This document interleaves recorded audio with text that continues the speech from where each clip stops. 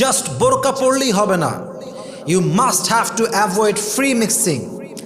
আপনি যদি বোরকাওয়ালি নারী হয়ে ফ্রি মিক্সিং কালচারে ডুবে যান, আমি অবাক হয়ে যাই, আজকালকার বোরকাওয়ালি মেয়েদেরও ছেলে ফ্রেন্ড থাকে, হিজাব পরে, নেকাব পরে, আর ছেলেদের সঙ্গে তুই তুকারি করে কথা বলে, just like he is just my friend.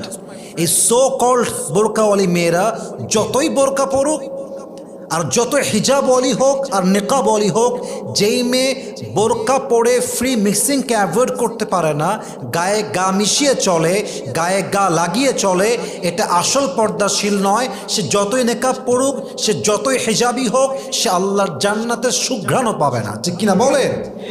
এটাই হাদিসের কথা, এটাই কোরআনের কথা।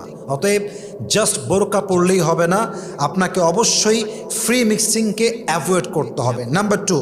নাম্বার 3,